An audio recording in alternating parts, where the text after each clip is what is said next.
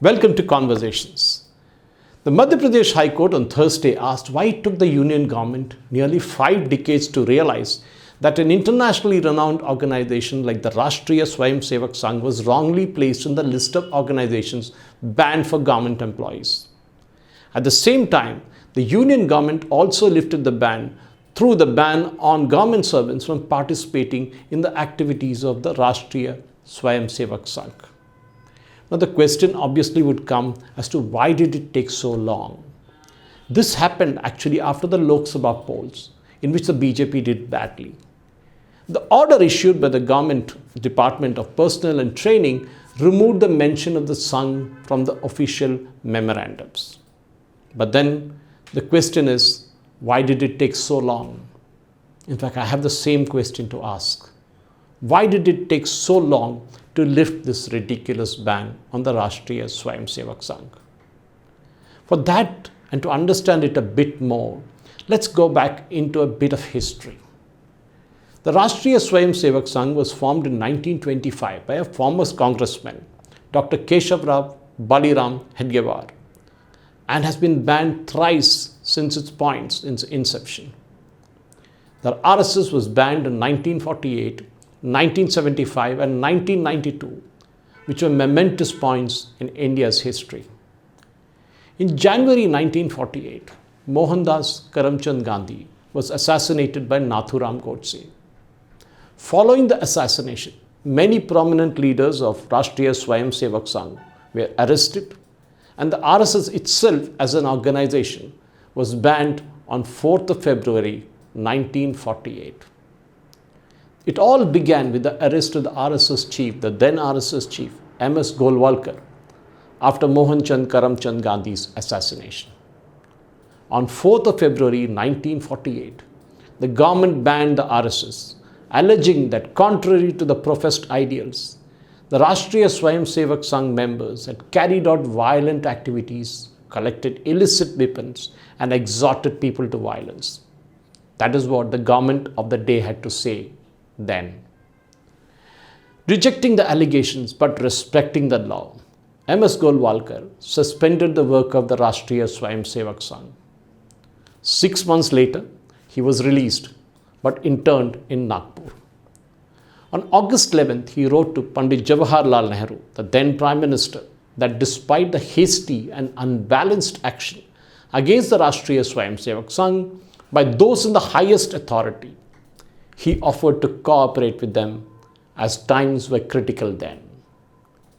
The then Deputy Prime Minister and Home Minister of India, Sardar Vallabhbhai Patel, then lifted the ban on Rashtriya Swayamsevak Sangh in 1949 because the Sangh promised to be a non-political organization, which the RSS follows to the T till date, despite having an umbilical cord with the Bharatiya Janata Party.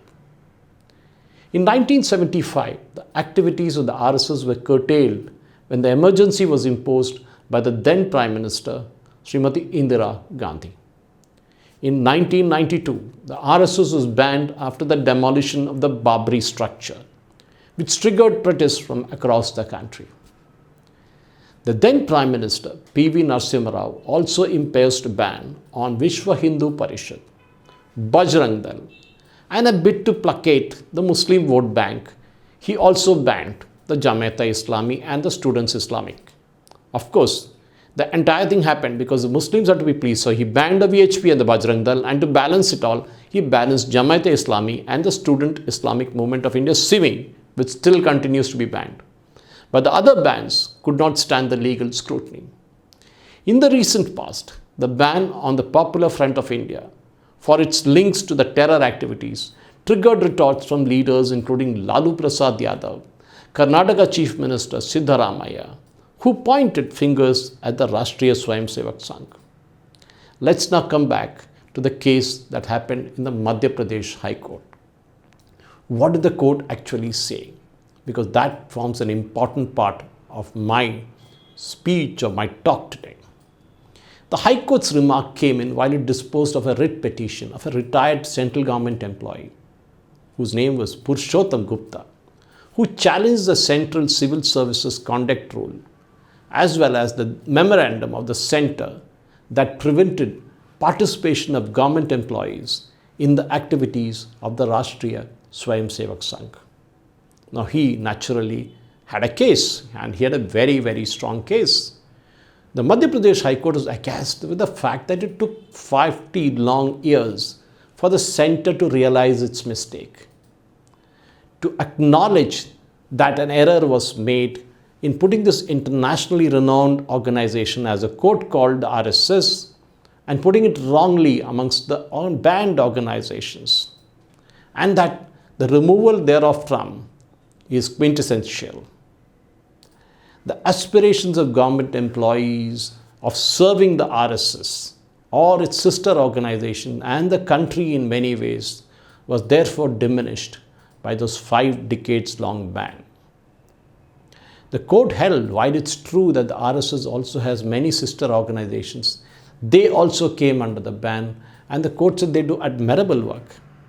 And especially, as we know, they do it in education and social welfare, especially in the rural areas. That is why the ban actually pinched many people. The Madhya Pradesh High Court directed the Government of India's Ministry of Personnel and Training and the Ministry of Home Affairs of the Government of India to publicly display on their home pages of the website that the memorandum through which the ban on government employees was imposed in joining the Sangh was recently lifted. And we need to check whether that really has been done. After the ban was lifted, the Union Department of Personnel and Training had filed an affidavit informing the High Court that it has actually done what the High Court wanted. And it also talked about the July 9th office memorandum removing the RSS from the list. But then the question arises is what happens from here on. Because in his petition, Mr. Gupta had challenged the constitutional validity and the legality of the various provisions of the Central Civil Services Rules, actually, which is the conduct rules of 1964. Naturally, the question that was asked, why was a ban imposed in the first place? And that's a question which many of us would ask. The judges ideally would have actually disposed of this writ petition because it was actually rendered infructuous, because the Government of India had actually lifted the ban. And the case was no more academic post filing of the affidavit dated 10th of July 2024. However, since the issues raised in the petition have national ramification, especially pertaining to one of the largest voluntary non-governmental organizations like the Rashtriya Swayamsevak Sangh, the court decided that it had to hear it. And before parting with the matter, the court found some conditions to make certain observations. And those observations, what it asked at the start. Of course, why did it take 5 long decades to remove the ban in the first place? The court raised questions about why the ban was imposed in the first place. Forget why it took 5 decades to remove the ban. Therefore, the court held, the question therefore arises, and this is I'm quoting verbatim from the court judgment, the question therefore arises is on what study or basis were the activities of RSS as an organization, as a whole or in part, were treated in the decades of 1960s and 70s as a communal or anti-secular. What was the empirical report, statistical survey or material on record that led to the then government of the day to arrive at an objective satisfaction that the involvement of central government employees with the Rashtriya Swayamsevak Sangh was illegal? This is exactly what the court had asked.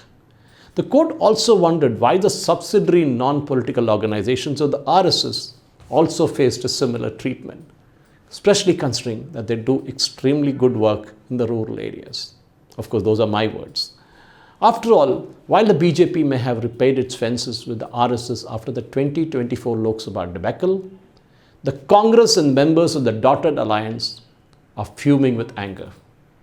And that's but natural, because they hate the RSS.